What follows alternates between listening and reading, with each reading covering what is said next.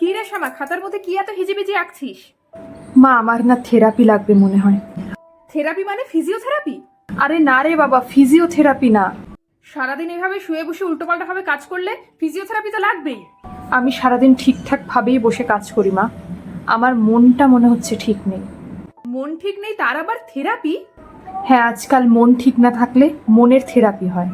ডাক্তারের কাছে দেখাতে হয়, ডাক্তার কাউন্সিলিং মানে তোমার সব মনের কথা শোনে, সেই হিসেবে কি করতে হবে সেটা বলে দেয়।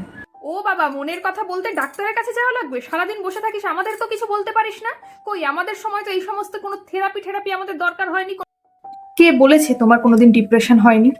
এই যে বাবা যখন আমি হওয়ার পরে চাকরি পাচ্ছিল না, আমাকে ডাক্তার দেখাতে নিয়ে যাওয়ার জন্য তোমার কাছে একটুও পয়সা থাকতো না, সেই সময় তোমার কষ্ট হয়নি?